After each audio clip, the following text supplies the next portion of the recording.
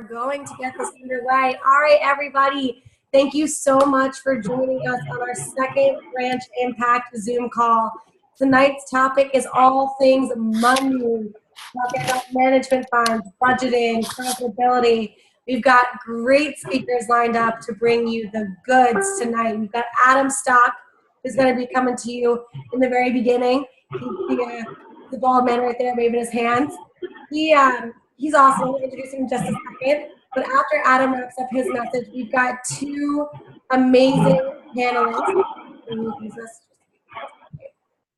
We've got two amazing panelists that are going to be speaking about their experience as it pertains to money and running a branch. So please make sure to have your notebooks ready. I've got mine out ready to take some notes. If you guys are not on your computers, you might miss a portion of Adam's talk. So please make sure, if you're confused for any reason, to reference the recording when we post it. That being said, I'm going to hand the mic over to Adam Stock. I do want to introduce him really quickly. So Adam, many of you have probably heard his name before, if not have met him personally or one of his associates personally. He is the president of Rising Stock, which is a company that Vector uses to do their P&Ls for district managers, branch managers, division managers, all kind of managers. And he's awesome. He ran a district office back in the 90s. He can cover any things that I missed, but I had a call with him on Thursday, and I'm just so excited about what he's going to share with you guys. So, like I said, grab your notebooks out. And without further ado, Mr. Adam Stock, it's all yours. All right. Thank you very much, Shelby. Hey, I first want to just start off by acknowledging you all for being on the call. Some of you, it's 9 o'clock at night. Others of you, it's maybe a little bit earlier, but on a Sunday, just showing really important commitment. And then Shelby for organizing these calls. I branched in 1995, which I realize many of you probably weren't born at that time. But I wish I would have had a program like this. I really just I think it's great. So diving right in, what I was asked to speak about this evening was how to make sure that you are as profitable as you can with your branch. And along the way, I'll be showing you some branch profitability models that myself and our other Rising Stock coaches have created that will really help you get some context for what you can expect this summer and maybe answer some of the questions that are on people's minds. So I've had Rising Stock for 15 years now. I've looked at hundreds and hundreds of branch P&Ls. We've created them. And so when I share with you this information, it's not just something that I'm making up. It's from years and years of experience. And so you can take that to the bank, literally and figuratively. So the biggest things that I see great profitable managers do right now is start to organize a list of the things that you need in your office, and then let people know in your community, in your family, what it is that you need, okay? And you don't need to have anything fancy for your branch office. Many of you are just going to be running 8 or 10 weeks of training. So, don't get a really fancy desk, fancy chairs. You don't need any fancy stuff, okay? You just need places for people to sit. You could check at your synagogue or your church or the schools nearby, right? A lot of them don't have students in the summer. So maybe you can borrow some things from them and get it back to them, right? So just think about that, first of all. What are the things that you really, truly need? And then the second thing is try to go on Craigslist. If you need whiteboards, if you need any of that, TVs, screens, what have you. And then another place to another thing to realize is just what your office space might look like and the things that you truly do need. Most of the things that you think that you need, you really don't. So I don't want to beat a dead horse here. Bottom line, get used stuff and only use your money for things that you really, really need. Last thing I was going to mention is bartering. Okay, barter with Cutco. You guys can get Cutco at a discount. So use Cutco to barter. There are people that have been in the business for 20 years and still use Cutco to barter for if they need like an oil change or they need some dental work or what have you. I mean, I've heard some great barters. So just, try to get a deal. Try to get a deal. Okay. I think that the other branches that are speaking on the call tonight, they would actually be really good to speak on these subjects as well, because the mistakes that they've made are fresher. But I can just share with you some of the bonehead money moves that a lot of branches make. I mentioned one of them, buying fancy pantsy stuff. You don't need any of that. The second thing is you have to be organized with your sample kits. Okay? Every summer, there are some branches that just blow it, and hundreds and hundreds of dollars go down the gutter because they aren't on top of their sample kits, or they don't have a good program to describe in training that it's a return policy, right? Just like a library book, you check it out, you're done with it, or you're not using it, you check it back in. But have a system, have a log to track your sample kits and be on top of your consignment. Keep them locked up. So Cutco has a great program where you can buy a steel cabinet. It's a couple $100, and there's thousands of dollars of sample kits there. So that's a worthwhile investment to buy a kit to lock it up. Okay, other things, base pay. So I think that the more you study your training videos, the rest will take care of itself.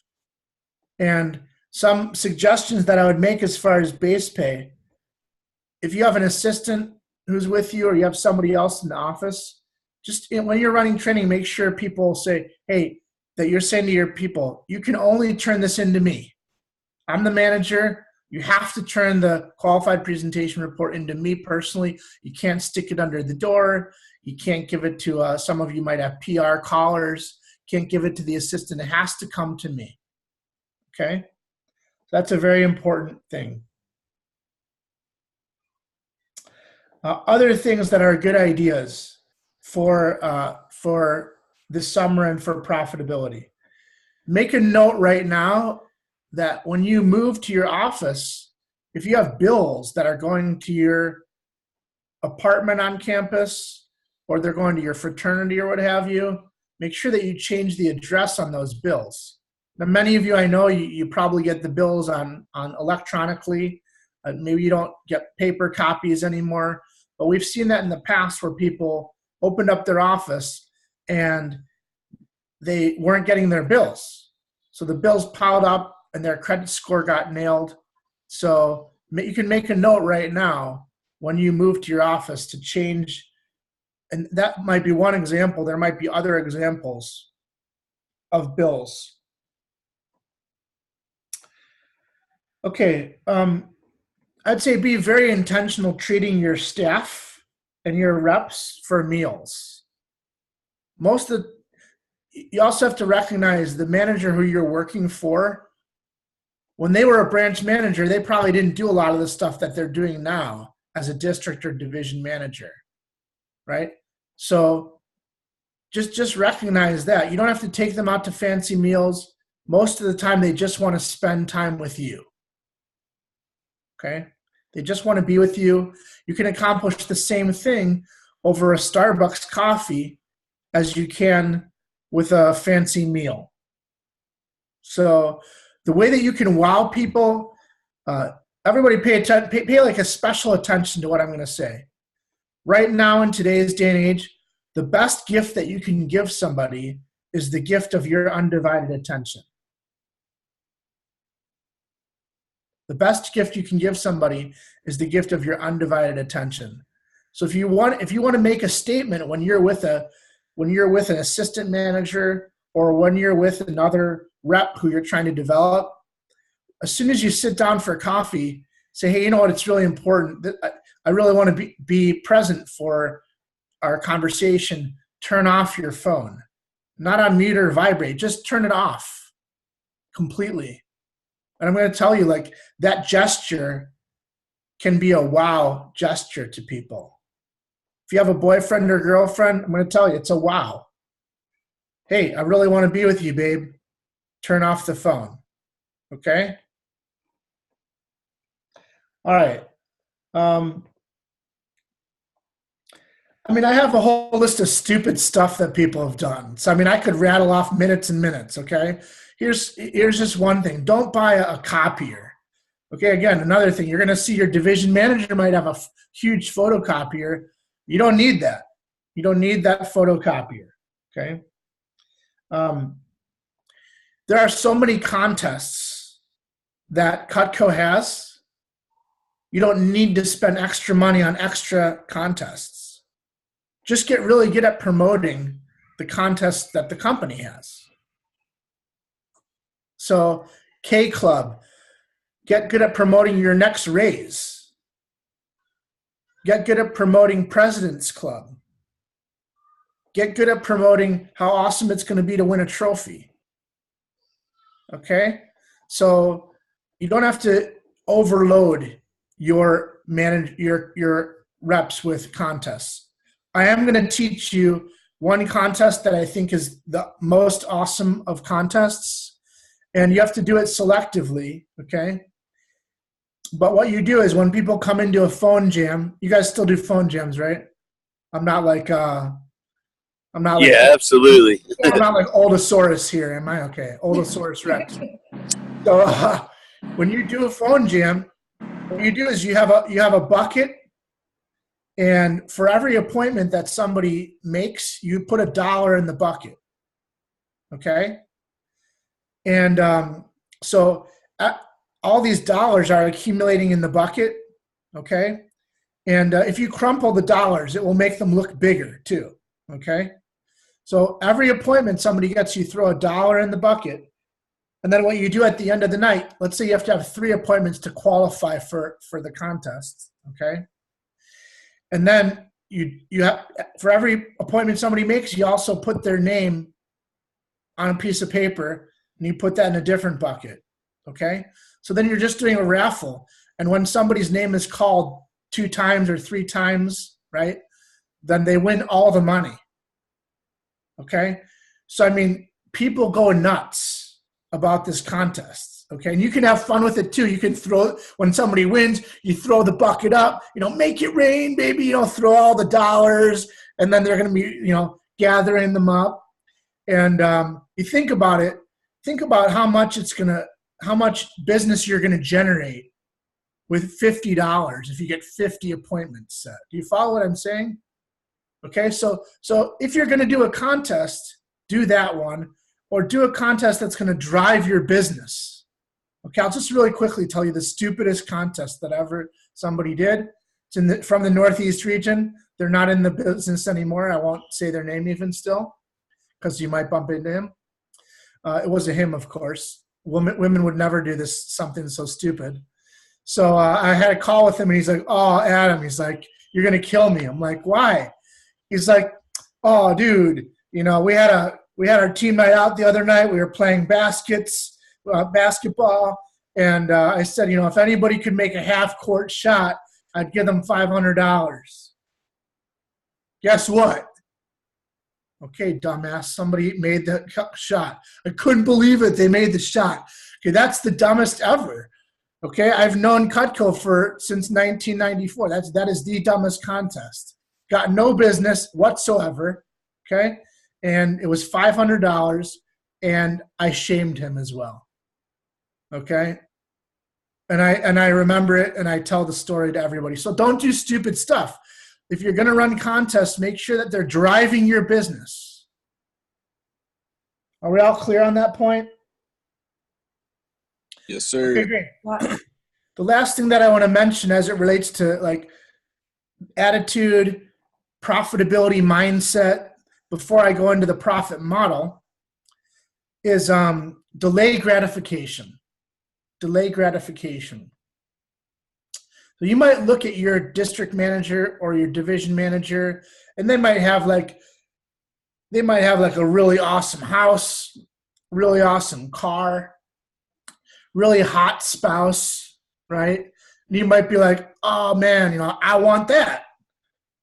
Great, but you know what? When they were your age and they were running a branch, they didn't have a house. They were probably driving a crappy old car. They probably had an ugly boyfriend or girlfriend, okay? So just delay gratification. That stuff's going to come, right? But you have to save. You have to invest. You have to save and invest. Don't go buying fancy stuff, okay? Save your money. When you're going to buy clothes or whatnot, go on sales. Wait until day after Christmas. Wait until President's weekend or whatever, and go shop sales. Okay, I'm going to stay on the line after, so if you guys have specific Q's and A's, you guys can do the Q's and I'll do the A's, but for now, I'm going to share my screen, and I'm going to walk you through the branch profitability model. Shelby, can you just give me a time check real quick? How much time do I have? I would say like 3 to 4 minutes. Great, I can do it in 3 to 4 minutes. Wonderful. All right.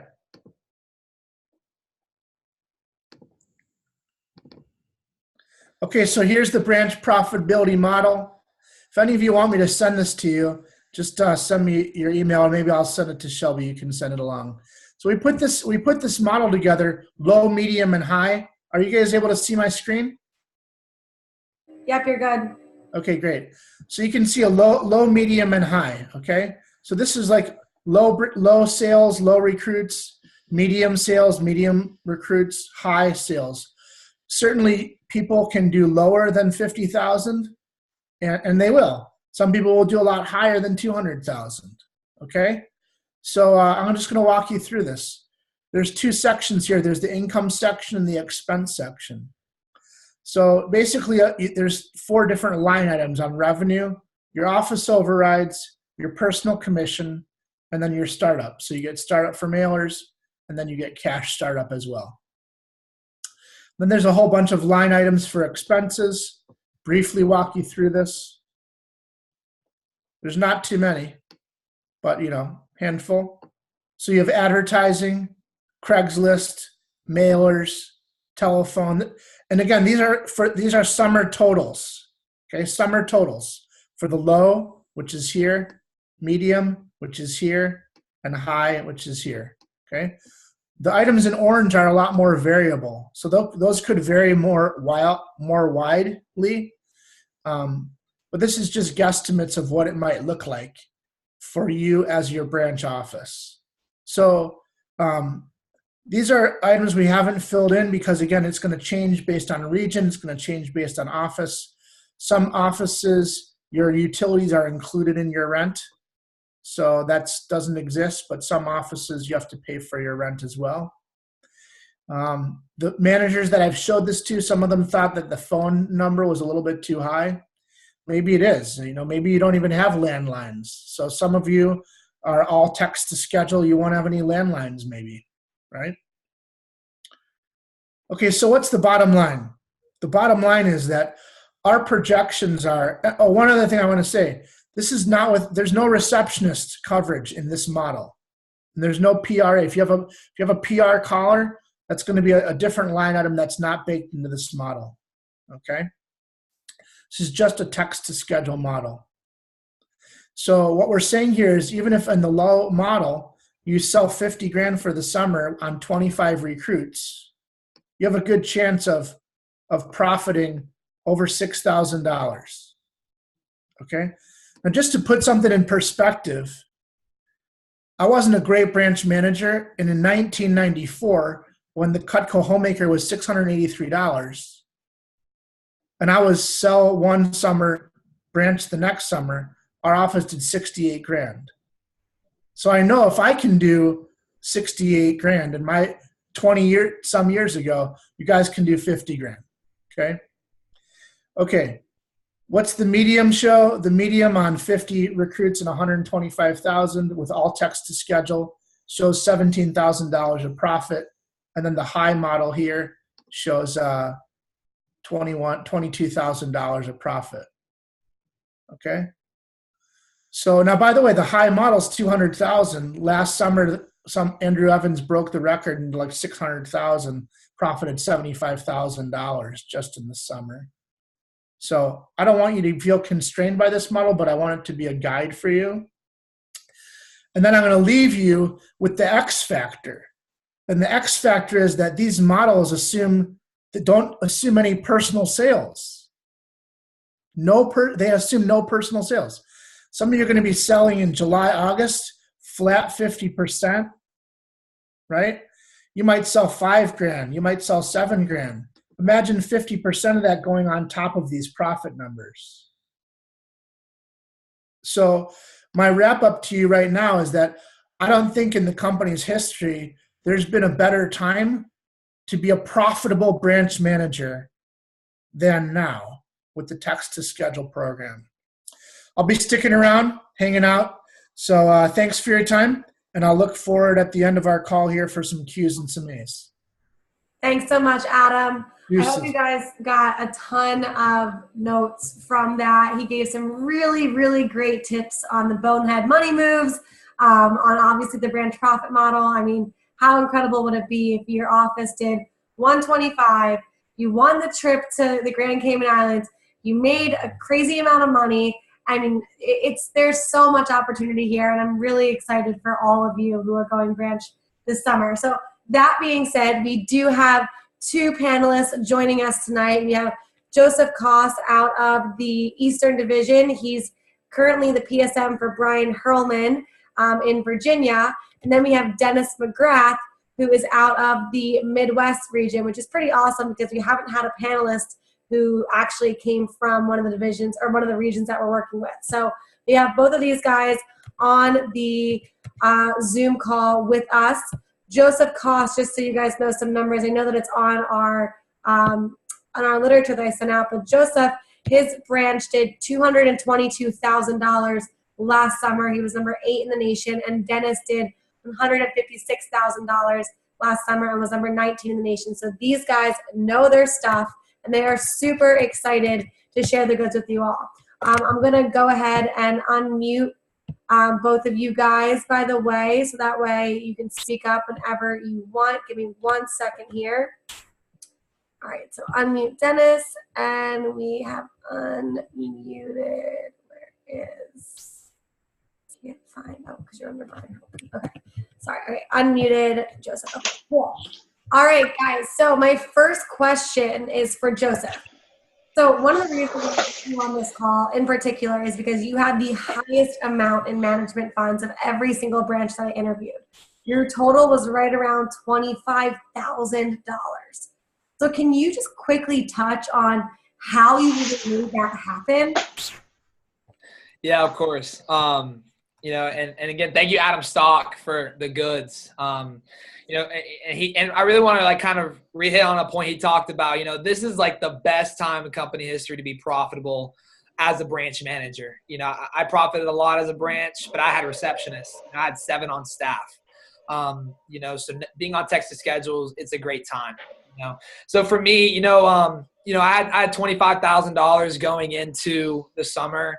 You know, ways I made that happen, you know, is I was a full-time assistant in the summertime before I went as a branch. So I sold Cutco my first summer as a freshman in college. You know, sophomore year, I was a Dom with Brian Hurlman. And I put away I withheld all my percentage that I made out of the office. I was at 3%. So I withheld actually 2.75% of all that and withheld it into my withholdings with the company. So the first thing I would definitely suggest, that helped me is just doing that, withholding your assistant manager pay, because money not seen is money not spent. I was very particular about that, and then obviously before in the fall and the spring, I was wrestling in college. So I was very busy, but I still made the time to go out and sell as much as I could. I would do anywhere between 4 to 5 appointments, a week, mainly on the weekends when I wasn't competing. In the spring, I was able to save an additional $4,000 to add into my withholdings. And then, obviously use some of the money I made in the fall selling Kukka to pay for school. So, that's really one of the ways I made it happen, is just being very aggressive about saving my money. A few other things that I did was, I was very particular about my money. I tried my best not to go out to eat a lot. That was the number one thing that college students spend their money on, is eating out. I had a very close relationship with my district manager, and anytime I wanted to spend more than $100, I would ask him for permission. Some of you may think that's weird, but for me, I wanted to save money. And that was one of the things that me and him came into agreement on, and most of the time the stuff I wanted to spend over $100 on wasn't worth it. Like shoes and maybe a jacket or whatever. It wasn't something I really needed. It was something I just desired. I wanted, and I wanted to build wealth long-term. So anything over $100, I didn't spend it unless I had his permission to do so. Car batteries, that's different. Another thing I want to touch on that really helped me, is setting up contests with myself to reward myself. So one thing that I did, throughout the spring and, the fall as a college student was, if I wanted to, buy something in particular, I would set up contests with myself through sales or through, driving PRs or whatever in my office to, reward me with that. Over the summer I told myself I wanted this really nice pair of Maui gym sunglasses, and they're like $250. I don't really have a business as a 21-year-old buying them, but I told myself if I did $200,000 as a branch, I'd buy them, So it's like little contests like that to help me save money. And then one of the last things I'll hit on, before the next question is, finding, like I said, that close mentor to really talk to about money. I didn't come from the best of background. I grew up with a single mom most of my life. She worked 3 jobs to take care of me. So money was always a touchy subject for me growing up. We didn't have a lot of it. So when I got it, I wanted to make sure I learned how to keep it. Because it's not about how much you earn, it's about how much you save, So the last thing I'll talk about, have a close relationship with somebody about money, whether it's, and make sure they're good with it, whether it's, a professor, an aunt or an uncle, or, or your district or division manager. Get a close relationship with them, and be able to be comfortable talking about your finances with them. And the last thing, and probably this is the most important tip that I'll give you as far as this question goes, is how I save money, is I always paid myself first. I always pay myself first. As soon as I get my paycheck, for me, I had a withholdings, for sales, I withheld 30% of my commissions as a sales rep. So I withheld 2.75% of my AM pay. And then I would withhold 30%, sometimes half, depending on what time of the year it was, of my commissions as a sales rep. And I learned this habit through a book. It's called The Wealthy Barber. If you guys want to check that out, it's a fantastic book on money. It's really simple stuff to learn in that book. And it taught me to always pay myself first. So I always put money away to save as soon as I get my paycheck. Because like I said, money not seen is money not spent. So I put it in my withholdings. I don't look at it. I don't touch it. I know it's there. But I put it away and pay myself first. So that's really some of the tips that, to kind of start this call off, that I would recommend for you guys to really helping increase your management savings. So there's stuff that you can do right now. Awesome. Thanks so much, Joseph. And what I love that you mentioned is you still, even though you had so much money in savings, I know a lot of people that are listening in this call are not even close to the amount that you had, but you still were able to save an additional $4,000 in the springtime leading up to your branch office. So I know everybody that's on this call right now could benefit greatly from saving an additional $4,000 in the spring. So next question is for Dennis. Dennis, what I love about your story is that you're actually the complete opposite of Joseph. With the exception that you still ran a killer branch, you only had about $1,500 in your management fund. So can you touch on how you got by running a branch office on just 1.5K of management funds? Yeah. Can you guys hear me all right? That sound good? Yeah. All right, cool. All right, so just to preface this a little bit, I did not only spend like $1,500 on my office this summer.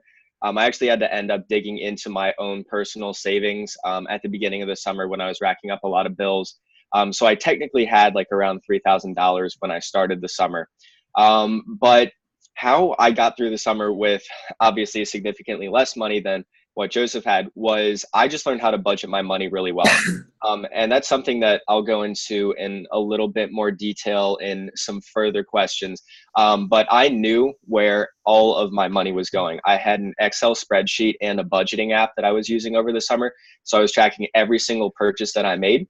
And then just seeing those expenses and those the money that I was spending on a day-to-day basis helped me control my spending a little bit more. I knew that I had just spent, say, $150 making copies at Staples the day before. So when I was deciding whether I wanted to wake up 10 minutes earlier to make a sandwich or go out to Wendy's for lunch that day, I made the sandwich because I knew how much money I had spent.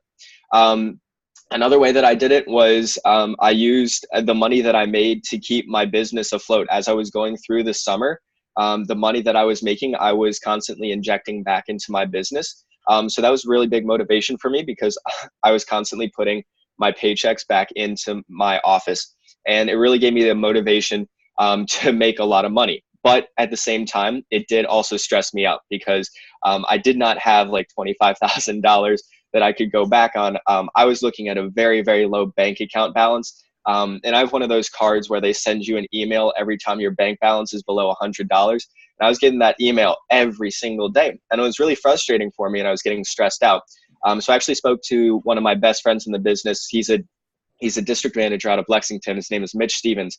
And Mitch had branched the summer beforehand and had run into a very similar problem to me. So I asked Mitch what his advice would be on the matter.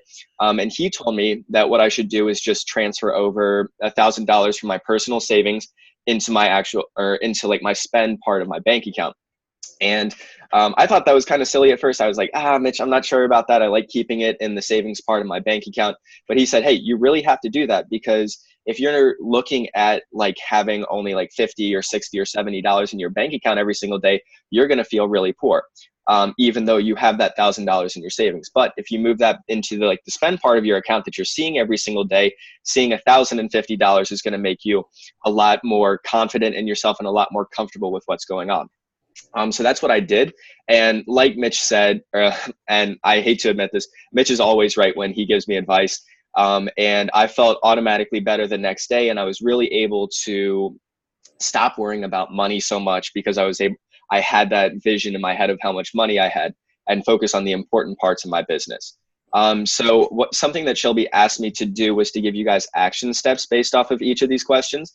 So my 2 action steps just for getting through the summer, if you don't have a lot of money saved, or even if you do have a lot of money saved to keep your expenses down, is number 1, learn how to budget money as soon as you possibly can. Again, I'll go into a little bit more detail about that later with the app that I use.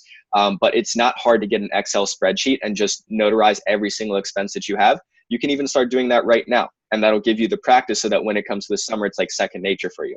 The second thing that I would say is that when you are branching this summer, if at all possible, have at least maybe $500 to $1,000 in your bank account that you can look at every single day. Because I can promise you, and it sounds like the silliest thing in the world, but I can promise you, if you have less money than that in your bank account and you look at it, because you will have to look at your expenses or your bank account a lot with branching, you're going to be stressed out. So just have that money there to give you that that feeling of comfort, that safety net, so that you can focus on the important things in your business instead of just trying to make money at every single turn. I love it. Thanks so much, Dennis. Yeah, I specifically asked Dennis to share that advice that he was given to by Mitch because I thought it was just a really interesting slight shift and it made a huge difference. So definitely something that I would write down if I were you guys.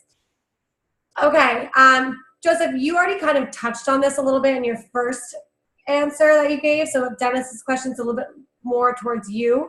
Was there anything specifically that you did during the spring campaign to prepare yourself, financially speaking, for the summer? Did you want me to go or did you want Joseph to go? No, Dennis, I want you to go because I know Joseph kind of touched on it. Okay. You can jump in there at the end if he wants to. Yeah, absolutely. Absolutely. So I'm going to be honest with you guys. During the spring semester or spring campaign, I did not do much of anything. I go to school pretty far away from where my office is, and I just don't really sell when I'm up at school. So number one is that I wish I had been selling more regularly to put more money into my account and AMing if at all possible. But the things that, and I kind of mentioned this just a little bit ago, but the things that I did during the spring campaign to prepare myself were not necessarily adding money into my account, but learning how to use my money better. So I would say the first thing that I learned to do was learning how to budget my money like a business owner, where every single expense is coming from you and you have to take care of all of those expenses. And the app that I use for this, it's both an app that you can get on your phone or you can go to the website version. And that's what I do personally, is called the Mint app. It's like the MINT. And I would highly, highly recommend it. Basically, what you can do is you can connect all of your bank accounts, your debit cards, your credit cards to Mint. And basically, it tracks all of your expenses for you. So you know how much money that you're spending. You can also set yourself budgets for the month. So you say, hey, I'm only going to spend $50 on like going out to the bars this month, and it gives you a tracker and it tells you how close you are to that number. So every single day when you check your Mint app, you're like, man, I'm getting pretty close. Maybe I shouldn't go out tonight. And I really like the app because in a lot of different ways, it just makes you more cognizant of your finances. There is there's a feature where you can actually set goals for yourself. So you can put aside money each month towards your goals. So for example, this summer, I was saving for my study abroad program in Paris, and I knew I wanted to save at least $3,000. And I told Mint that was my goal, and it told me how much money I was going to have to save every single month. So that's what I did, and it helped me track that. And it's just the idea of getting your finances in front of you. Making money, like Joseph said, I think it's kind of like an uncomfortable topic, but if you can, the more that you look at it, the more that you are comfortable with it, the better, because that's how you're going to be able to talk about it and get more advice from other people. And also just, again, seeing that money, seeing the money that you're spending every single day really helps you spend less money on that superfluous stuff.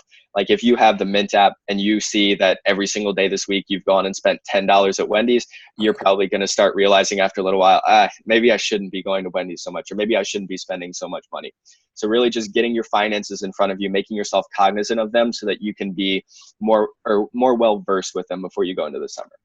Yeah, I love the mention of being very aware.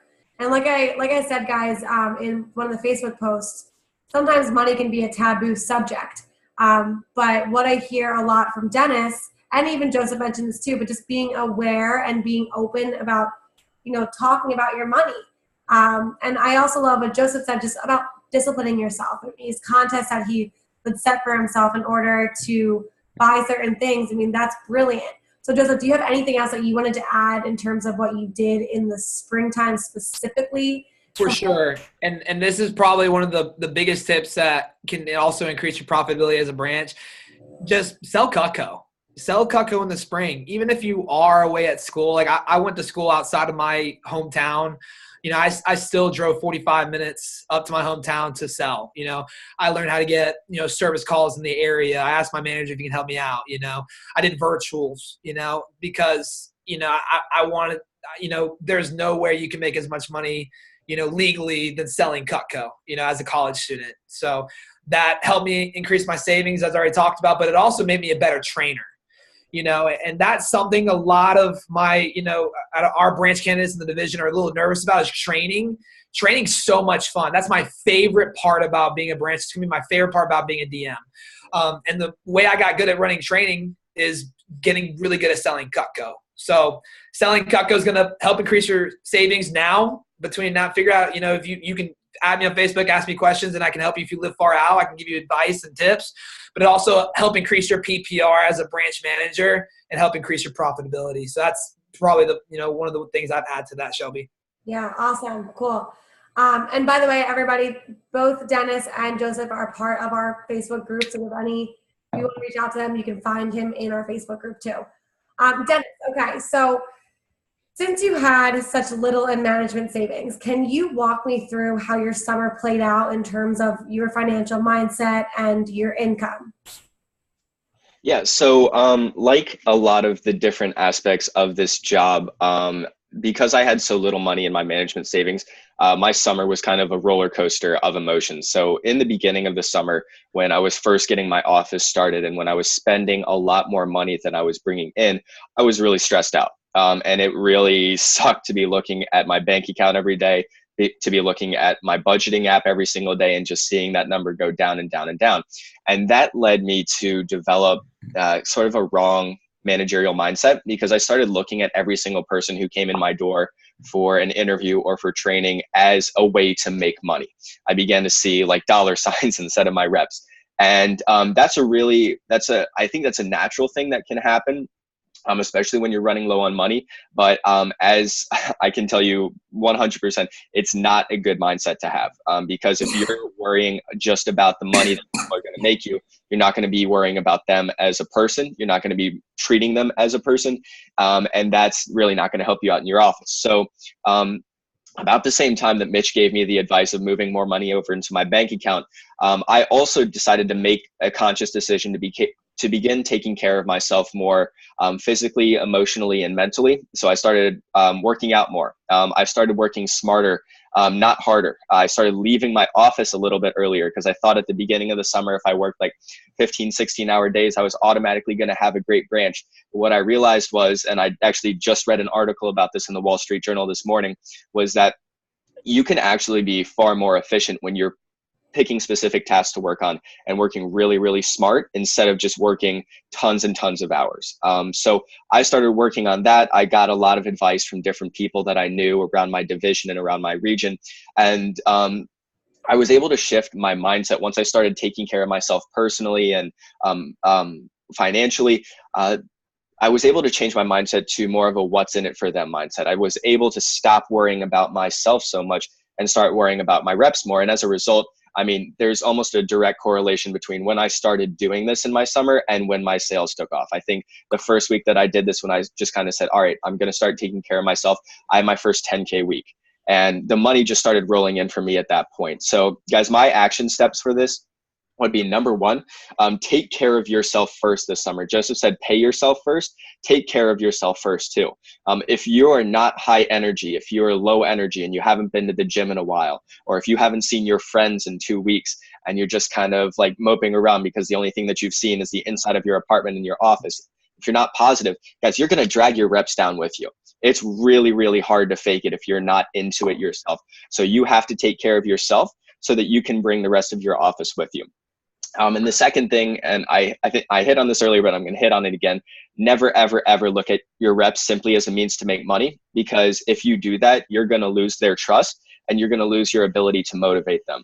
If you treat them like real people, if you treat them with a what's in it for them mindset, it's going to work out a lot better for you than if you're just trying to get them to make you money. Yeah, that's really important, guys. It's a huge, huge tip. For running a successful branch is don't look at your reps like dollar signs. Actually, think it wasn't for them. And we're actually going to have a Zoom call entirely dedicated to stress relieving activities as we get a little bit closer into the summer. So if you do find yourself getting stressed in the beginning of opening up your office, that's totally normal, but it is your responsibility to take care of yourself and get out of that stressed mindset, because a stressed mindset, like we talked about in our last call, does no good for anybody involved. So thanks so much, Dennis, for that answer. I love it. We are coming up to the question and answer session. I do have a couple more questions that I wanted to ask Dennis and Joseph, but what we're going to do is we're just going to do rapid fire really quickly. So Joseph, I want you to give me like a 30-second answer. What are some last pieces of advice that you would give the audience, money related or not, about going into their spring semester and really maximizing their branch training and their branch funds? For sure. So, I mean, if you're taking notes, the first thing I would talk about is be money focused. I ask myself the question every day, how can I make more money? Is what I'm doing making me money? How can I produce more income for myself? I'm a big proponent of only doing income producing activities when I'm working. That's setting PRs as a manager. That's talking to my reps every day or talking to their friend, So that was kind of my focus as a branch and as an assistant manager. And same thing, talking to customers, Dennis, what I like to hit on what he talked about is check on your money every day. Every single day to this day, I check my money. I look at my checkings. I look at my savings. I look at my investments. And I write it down in my planner, because I want to be in the know. I want to know where it's going. I want to know where it's at. I want to know where I stand. The Min app's a great way to do that too. Guys, when you save your money, don't touch it. Get a relationship. If you need to take money out of your withholdings, talk to your division manager. Build that relationship. Talk to them first. I'm a big proponent of the money I have saved right now. I would rather live in a cardboard box than touch my long-term investments. It's kind of my mentality. But build that relationship with your division manager, district manager, and educate yourself. That's the last thing I'll say. Get a mentor. Talk to maybe your office as a CSP who's really good with money. I have a mentor right now who's a CSP in Charlotte.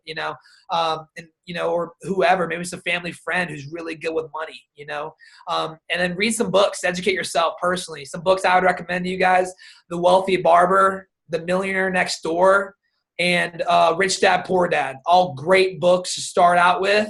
That's going to help educate yourself on money. I love it. Thank you so much, Joseph. That was really, really great. And by the way, guys, and I'm going to talk about this towards a little bit more at the end, but Adam is a great mentor. And Adam actually has an entire program designed for branches, part of Rising Stock, where they will track your expenses and they will update you on where you're spending your money, and you'll get calls with them, and you will get a financial coach. And it's something that I invested in when I was a branch manager and made doing taxes so much easier. So he is a great resource that we have, and you should absolutely consider hiring him. All right, Dennis, what about you? Rapid fire, what is one or two last tips you would give to these kids heading into their spring semester? Yeah, absolutely. So I just want to, first of all, reiterate what Joseph just said. Reading books, getting a mentor, 100% what you should do.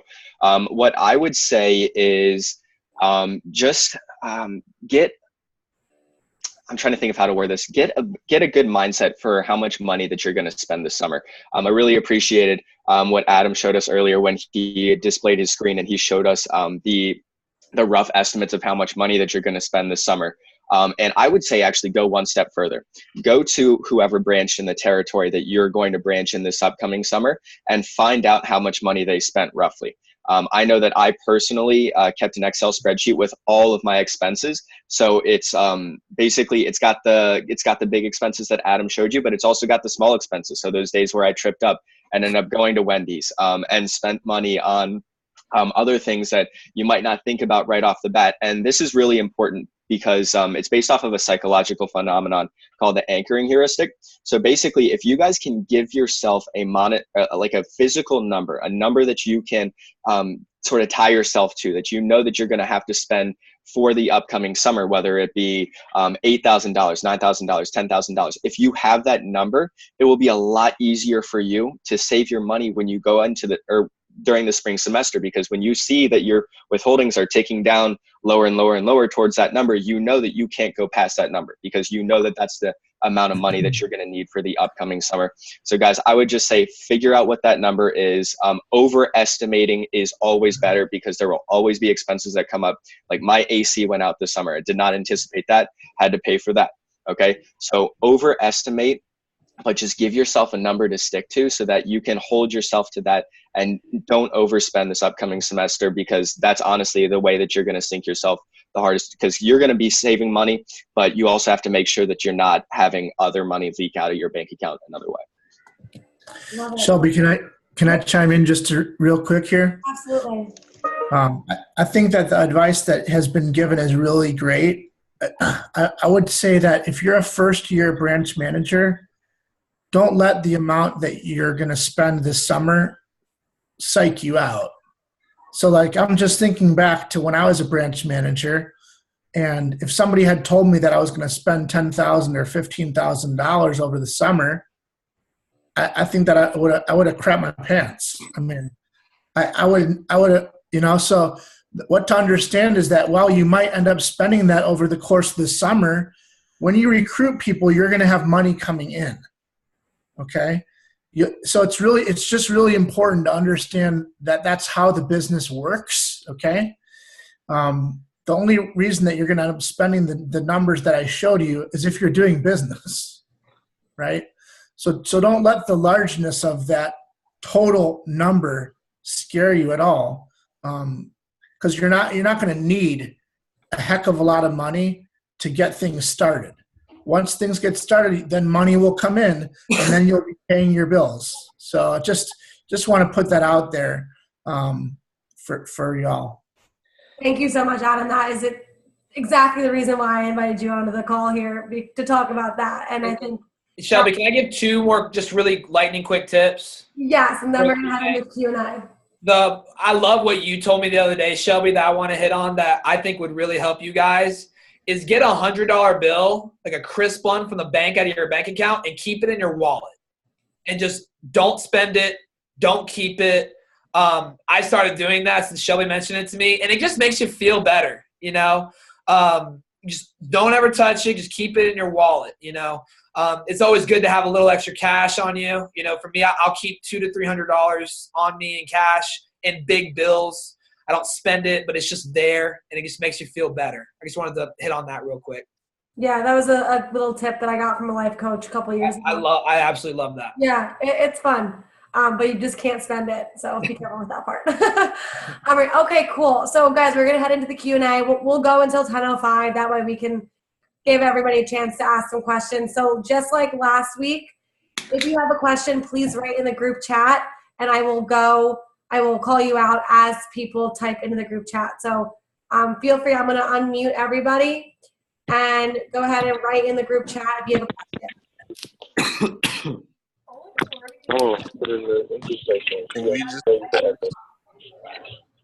If you're on a phone and you have a question, you feel free to jump in, just say your name and say you have a question.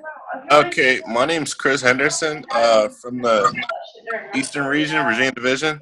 Virginia Titan Division. Sorry about that. Oh my gosh. All right, hold on, Chris. 1 second. I'm just going to mute everybody else and unmute you, okay? Give me 1 sec.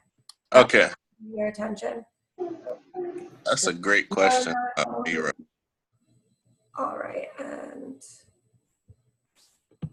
right, Chris, you are unmuted. Okay, so what would you say your biggest challenge was that you found financially when it came to, what was your biggest financial challenge during the summer as a branch? And this is a question directed to either of the panelists? Yeah, either or. I would love to hear both. Okay, awesome. Guys, go ahead. Take it away. Dennis, you go first, brother. All right, yeah. So just to hit you real quick with this, I would honestly say not following the advice that I just gave you guys. I had no idea how much money I was going to have to spend this summer. I was just hearing, oh, it's going to be a little bit cheaper because you don't have to pay receptionists and all these different sort of things. And I never got myself like a number that I knew that I was going to have to save. So when these expenses kept popping up and like it seemed like they were coming out of nowhere for me, that's when I started to get really, really stressed out because there were expenses that I hadn't prepared for and I didn't have enough money ready. So if I had just seen all the expenses that I was going to have in front of me, that would have made me a lot more comfortable going into the summer because I would have had that tangible number that I would have had to save for. So knowing all of the potential expenses that you were going to face in the summer and having it mapped out beforehand so that you could just track it? Yeah. So obviously you're not going to be able to get every single little expense that you're going to face this summer, but just getting like a rough idea or a rough number that you can stick yourself to is really, really helpful.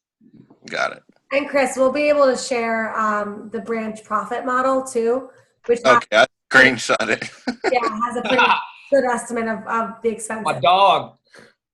And if I can just chime in real quick, Chris, for me, to answer your question, I didn't really have a lot of financial struggle, obviously, because I had a lot saved up. Now, I didn't use all 26 grand, guys, just to let y'all know.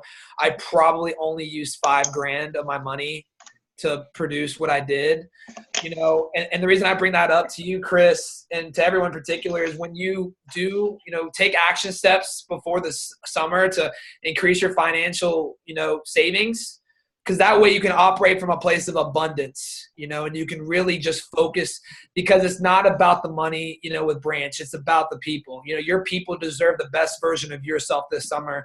They deserve to have a manager who's going to give them a life-changing experience. Bucko changed my life. So for me, I'm very passionate about it. Getting your savings in the right place so you can operate from a place of abundance and take the action steps to, obviously you don't need 26 grand, but, being a place where you're good with your money and you can budget it and do what you need to. Awesome. Got it. Thanks, guys. Cool. Thanks so much, Chris. Dennis, and there's a quick question for you, which is probably a pretty easy answer. When did you go to the gym? All day, every day. No, I'm just messing around. I typically went to the gym after work. Now, just to preface this, I'm more of a night person, so I know of some, like Mitch Stevens, for example. I know he goes to the gym before he goes to the office. But just what I did was I would always have like a 5 p.m. or a 6 p.m. interview, and then once that was done, I just said, all right, I'm leaving the office. And that was one of the most important things that I learned this summer was telling myself when it was time to leave the office to go do something else. And the gym was one of the motivating things for me. Basically, I just left with enough time so I could get my workout in before the gym closed. But really just, if you're a morning person, maybe go before. If you're more of an evening person, go afterwards. But essentially just the main idea with that is just knowing when to leave the office and knowing when your work, the time that you're spending in the office starts to become counterproductive. Yeah, perfect. All right, guys, I'm going to unmute again. And if you have any questions, all right, actually, we just got one coming to the group. What was the biggest expense you had to spend money on? Do you have any tips on how to lower that? What was the biggest expense you had to spend money on? Receptionist, and we don't have them, so you're lucky. Yeah, I think that would be. That was the biggest expense by far. Everything else was fun. Yeah, and also Mary or Mari, the biggest expense for most people is their rent. And what Adam said that was great was that you can barter for that every once in a while. And you can try to throw in a couple knives for like a lower monthly rent. And just getting good at negotiating that. And what's cool is that if you go office searching with your DVM and having them come with you as backup, they are pros at this. So don't be afraid to negotiate your office rent because I can almost guarantee you can get it down if you're finding the right place. So that's what I recommend for you guys.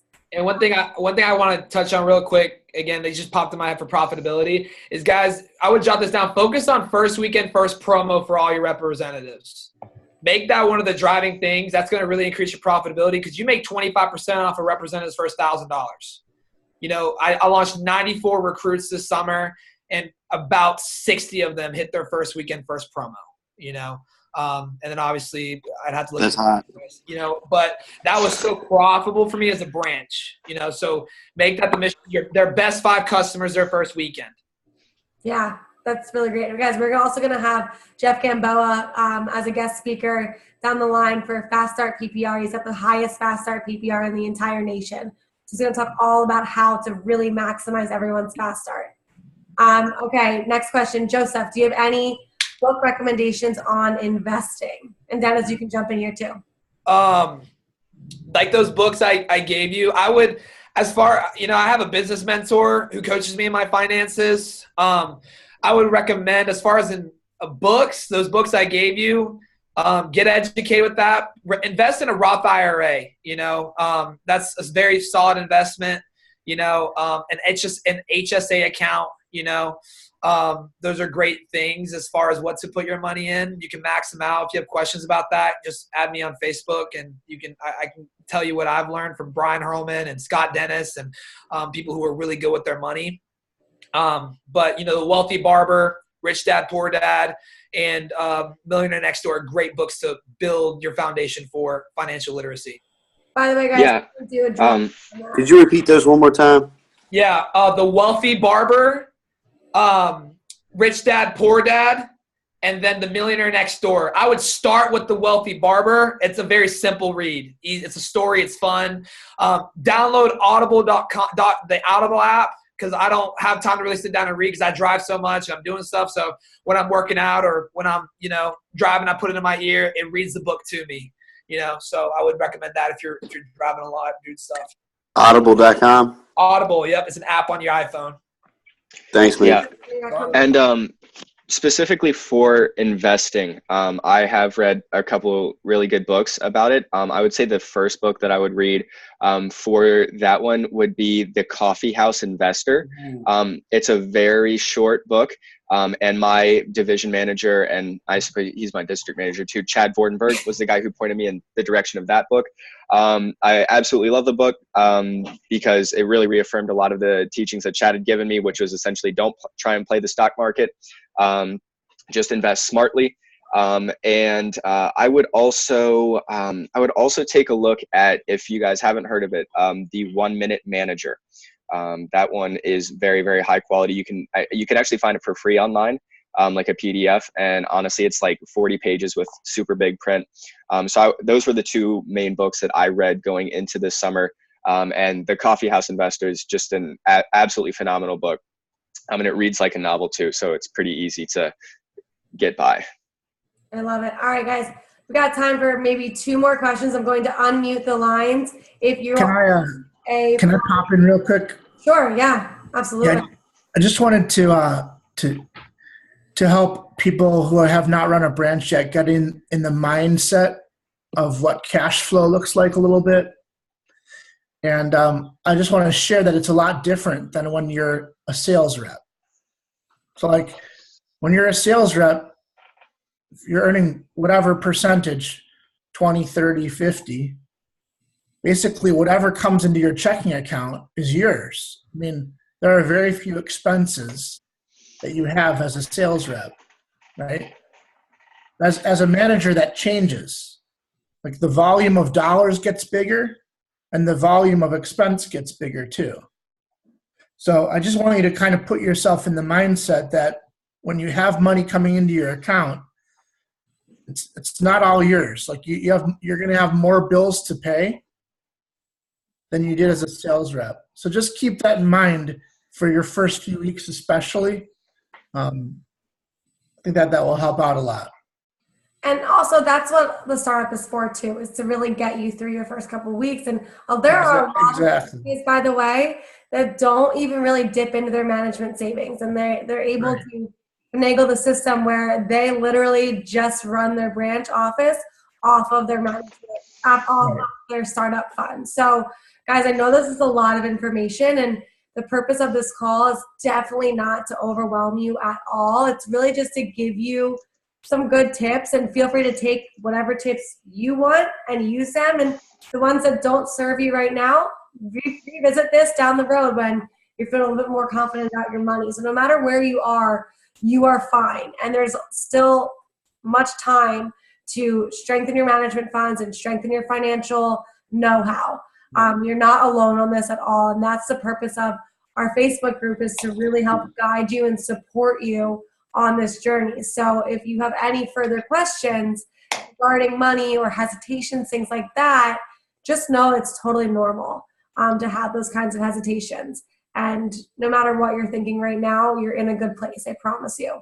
All right, guys, one more question, and I'm going to open up the line. So if you can just scream out a question, we'll be good. All right. So everyone is on. I just think Instagram in general. All right. Me too. Okay, is there anybody having a question? Say your name out loud if there's a question. Okay, cool. So I'm going to mute everybody. Guys, this concludes the end of our call. Thank you so much for jumping on. Next month, we have 2 calls. I forget the topics of them, but check back in the Facebook group. You'll find all about them. We are doing a drawing for a financial development prize pack for anyone that tuned in on this call. We're going to be including all of the books that were mentioned. So one lucky winner will win all the books. And we are excited to continue working with you guys. Have a great night. Happy Sunday. Thanks. Have a good one. Thanks, Shelby. Thank you.